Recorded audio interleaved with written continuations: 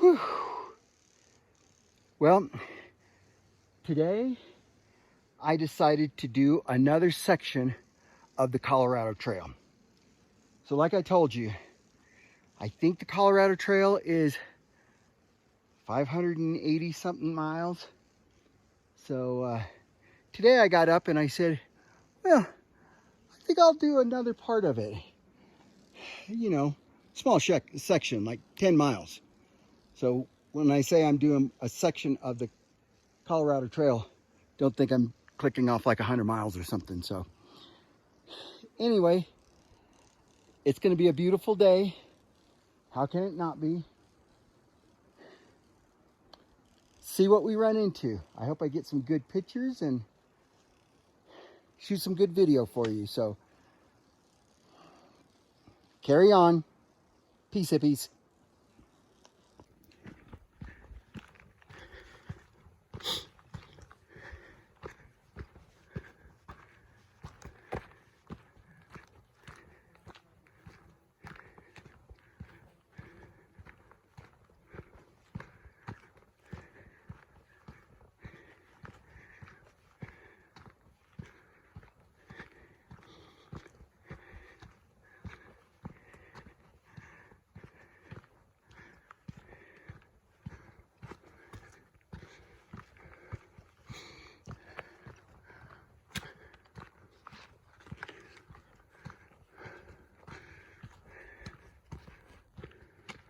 My, oh my. So this is Tony again from Hiking Into Retirement. And today, unbelievable, I ran into another thru hiker on the Colorado Trail. This is Ollie from Belgium. Yes. He flew all the way from Belgium to hike the Colorado. Well, Ollie, tell me what your story is. When did you arrive? I arrived in Denver at August 7th, so I got 6 weeks off from my job. So I'm really happy that my boss get me to do this. So yeah, I really wanted to do the Colorado Trail because I read a lot of amazing stories and I saw a lot of amazing YouTube videos also. And I'm into hiking like 20 years already. So obviously you've done some big long hikes? I did big long hikes and I did like expedition treks all over the world. So yeah. But like a solo hike, this is my longest hike. So I did like different hikes of 3 weeks and stuff. But this is now my longest hike, and I think I chose the right spot to do it because it's amazing. It's such an amazing, beautiful state. It's unbelievable. And what you're doing is so inspiring. You flew in, and how long did it take you after you landed to get on the trail? Well, I flew in on the 7th, and then I stay one day in Denver, and on the 9th I started. So there was a really friendly lady from the Colorado Trail Foundation. These volunteers who brought me to the start of the trail. No charge. And then I just started walking. And so, is there an organization yes. that brings people to the Colorado Trail? There's like do they keep track of you to make sure that you make it out? And they don't keep track, but there's the Colorado Trail Foundation give a complete list of all volunteers who wants to help through hikers on the Colorado Trail. And mostly these are people who already hiked the trail. And if you send them a message or an email, they really want to help you. So I had also someone who brought me to Salida for my 0 day, my rest day, and also brought me back to the trail. And it's amazing. So Ollie, you've been on the trail for how long right now? Now it's day 27. Yeah. Day 27. And do you carry enough food with you, or do you stop and have food shipped to you? Or how exactly do you do that? I don't ship food to towns, but every 4 or 5 days I hitch into a town. And like now what I'm going to do now in Silverton is buy my food for the last 4 days. So you have 4 days left, and would you say 70 miles? Or how many miles to 74 miles. 74 miles to go. 74 miles That's incredible. So during the hike, have you run into any bears or? No bears. And all the hikers I met, they didn't see any bears. The story is they all keep more into the valleys. I think there's enough food or something in the valleys. I saw moose, different moose and coyotes and so, and deer. And you said you ran into some bad weather? I had some bad weather in the collegiates. The collegiates being? The collegiate mountains. So it's a mountain range in the middle of the trek. And I did the west part, which is very beautiful, all nice views also. But I had some hail, rain, and some, not so much of thunderstorms. So that was good because I'm scared of lightning. Right. But and that can be dangerous if you're exposed.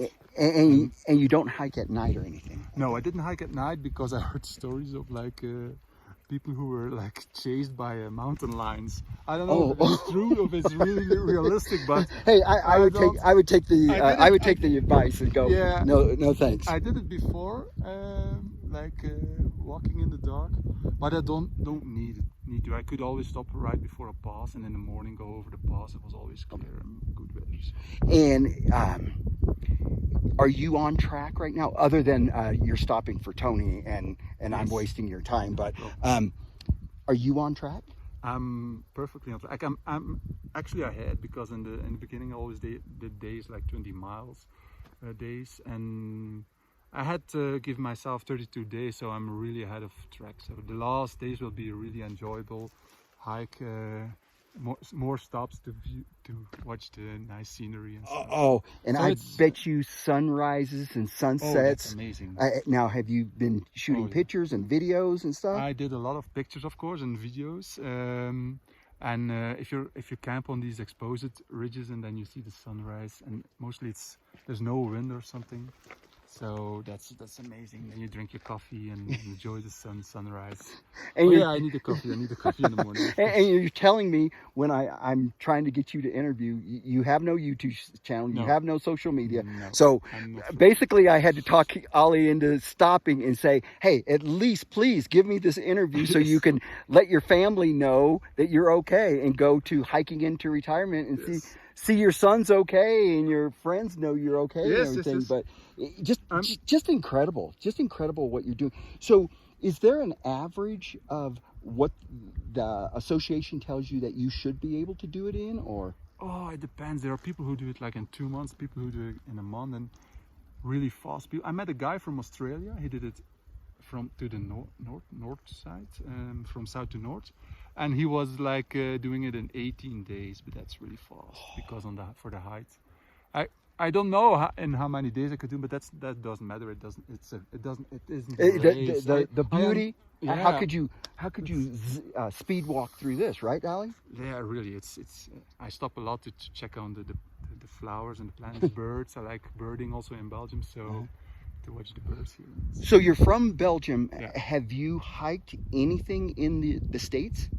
I did a trekking vacation in 2017, and it was Yukon and Alaska. So Yukon and Alaska. But it was mostly trekking in the Yukon, and then we did like a road trip. I joined an expedition group, and that was really good. How long was that? I was 25 days. It was like we did like 2 treks of like a week or something in the Yukon, and that was amazingly beautiful also. Yeah. Unbelievable. But, so in Belgium, is there a lot of places to hike? There are places to hike, of course. More like if you go to in Flanders, where I'm living, it's more like day hikes. They're beautiful areas, but it's pretty crowded also. And if you want to do longer hikes, then you go to the south to the Ardennes. Then there's hills and forests, but we're a small country, and it's easy to go to Germany or to France to go hike also. So you're in Belgium. You're going to do this hike for 2 months. Say you're going to be here for 2 months or so. Or? I'm only here like 37 days. So my hike is 32 days, and then. Okay. Yeah. And when you're in Belgium, did you ask people that, hey, do you want to go with me, or did you want to go by yourself? I know I hiked with friends before, but they are in family with kids. Of course, they're very busy now with small children and stuff. And I also really do like to do these big hikes alone because you met people and I can really enjoy solitude in nature. And you were telling me that some of the people you met and you would hike with them for a few days, or just sometimes 1 day, sometimes 2 days, sometimes like half a day, and the next day you don't see them, and then the day after you walk another half day with them, and everybody has his own pace, and sometimes someone takes a 0 day, and it's I met a guy in Salida that I encountered on day 2, and yeah, I'm sure that the people who are behind me now, I will encounter them again, because I maybe will stay a little longer in Silverton than them, and yeah, there are a lot of hikers on the trail, but mostly you're alone, and that's good. I like to be alone. It's no problem. Yeah, Really, in camping, I really like to camp alone also. Right, and then you don't have to go hurry up, or slow down. Everybody has his own pace. Right. I hiked 2 days with a guy who had my pace, but he then wanted to do like 30 miles a day.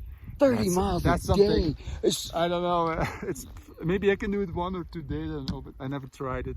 But that's really tough on this altitude, I think. You know, and I haven't asked you this yet, but how many miles do you usually click off in a day, or do you know? I can comfortably do like 20 miles a day, but but I don't have to do now anymore, because I had a schedule, and now I do like today. It's a really small day because I'm going to Silverton, and then I will do like 2 days of 16, 17 miles, and then on the end 2 days of 18 miles, and then I'm in Durango, and it's all over. Ollie, I'm so thankful that you stopped and talked to me. What an interesting guy you are, and everybody I'm meeting on the trail, just everybody great. is interesting. You know what?